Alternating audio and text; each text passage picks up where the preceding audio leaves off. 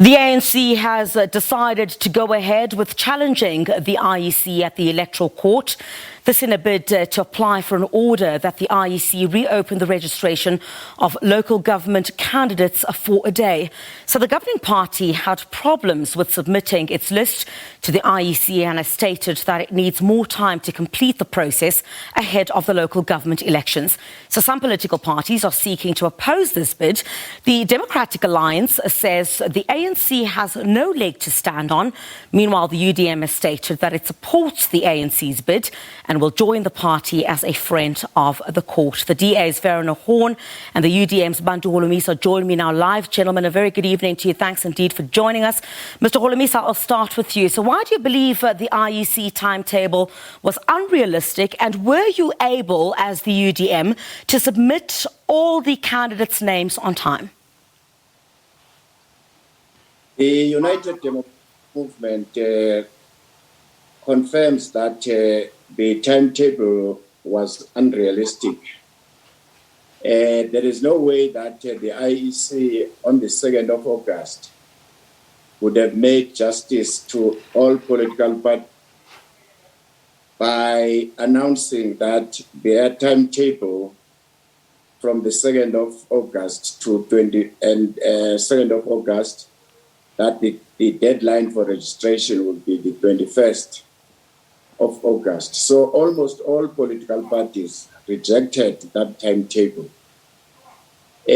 But let me just go to what the IEC CEO had said when I wrote asking for an extension to help other parties who are in trouble. The Commission accepts, that's what I'm quoting, the Commission accepts the circumstance in which political parties had to prepare and select candidates was less than ideal given the prevailing COVID-19 circumstances, as well as disaster management regulations, which had prohibited political gatherings during the third wave of the pandemic in the country. So we are joining this case as friends of the court on behalf of UDM candidates who we want to give a fair opportunity to fight to be councillors.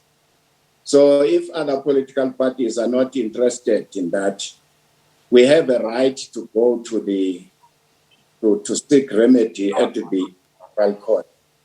And I guess so if they want to go and oppose it, it's their own right also. Yep. Mr. Holomisa, how many candidates were you not able to register on time? Because their system, which I recorded, I think SABC as early as on the 21st in the morning, you guys were running a story where the UDM was complaining about their system, which kicks the candidates of the UDM. But in KwaZulu, as well as in Mpumalanga and some few parts of the Eastern Cape were affected. So we want a fairness. All right, I want to bring you in, Mr. Horn. So you say the ANC has no leg to stand on in its quest. The United Democratic Movement is also joining the ANC as friends of the court. Why do you say they don't have a leg to stand on? Well, thank you, Griselda. Well, firstly, we must remember that the timetable, which indicated the 23rd is the final date for candidate submissions, was known to political parties from the 6th of July onwards. So it's not as if it was sprung on us on the day the IEC and the Minister of Cooperative Governance announced the proclamation of the election. This timetable was distributed to political parties from the 6th of July. The system was not only open for the day on the 23rd to capture the details of candidates, it was open well in advance, more than a week. And from our side, we, of course, attended to candidate selection well in advance, knowing that the pandemic and the impact of the pandemic would have an impact on our ability to deal with our candidate selection processes. We finalized it well enough in time, and From our side, we found the system to be user-friendly. It is, of course, so that the system did not accept candidates who were not correctly registered. But the gripe, parties Mr. should have Horn, if I could realised just that come in as well. there, while I accept that, and I'll put that to Mr. Holomisa very shortly, but the parties are complaining that the system itself had glitches, so they should be afforded a chance to be able to register their candidates. Would that not be plausible for you? Well, in our law, we have the principle that a party that makes an allegation must prove the allegation. So I hear Mr. Holomisa saying that they've recorded their struggles with the system. I would expect the IEC from their side to have a full electronic, virtual and auditable trail of when parties entered the system, what information parties attempted to capture onto the system, and the reasons why information would not have been accepted.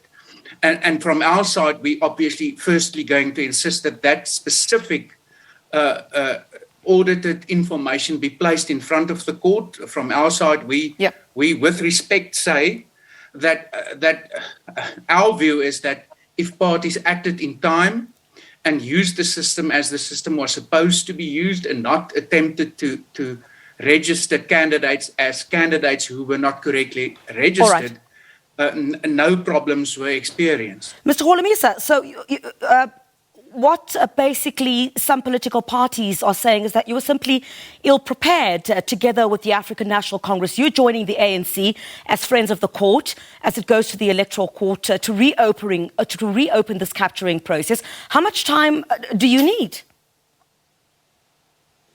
Well, at least we need a day or two, because what we must understand here, DA doesn't operate like other political parties like UDM and ANC. DA invite their candidates as if they are going to apply for a job and conduct interviews. Whereas the UDM, ANC and other parties, they have list conferences. That is difficult under the present circumstances where the country is having a lockdown regulations which prohibits such conferences. So you are talking about different issues here. Mr. Horn, I guess, don't you think that some would see the Democratic Alliance as disingenuous because obviously the DA would stand to benefit from those municipalities if the ANC fails in its quest? Well, not only the DA, all other parties who will be on the ballot will of course benefit. But Griselda, what we must remember is also that there is also a history of political parties in this country not doing whatever they needed to do in terms of the timetable in the past. In 2011, the IFP was excluded from taking part in some municipalities, and in 2016, the NFP from taking part at all in the local government elections. And in both those cases, those parties took those issues, their failures to court, asked the court for assistance, and in both instances, the court ultimately said, no, the timetable is there for the benefit of everybody who meets the deadlines and for the benefit of the IEC to ensure the integrity of the electoral process and ultimately to ensure a free and fair election. So to now say to parties who had their ducks in a row, you're disingenuous by not allowing those who did not see to it that they meet the cut-off dates and timelines, I think is a bit cynical in the bigger scheme of things. Yeah. As it is, this is not a school ground game where some players, or possible players, arrive late and then wants to be included in the team. This is a timetable that's the product of the electoral legislation dealing with the election. And as I say, there's good legal precedent to say the timetable is the timetable and the IEC should enforce it.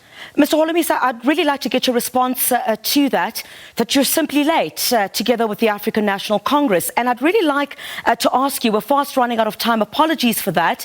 I mean, with you supporting the ANC in this bid, would it be too much to read that You'd be willing to work with the ANC in areas like Nelson Mandela Bay post the local government elections? Have to ask that, but please respond to Mr. Horn in him saying that you're basically late. You want to join the party, but you came late. Your last question is out of order. Here we are talking about the registration of candidates. As far as the DA is concerned, you must be aware that that is their culture. They oppose anything that moves. So I can't waste my time with them. So tomorrow we expect that the IEC, which has agreed, which has confirmed that there have been problems, will not oppose the application by the ANC and UDM, who says their candidates must be registered. So I'm not interested in getting into a flimsy argument with DA.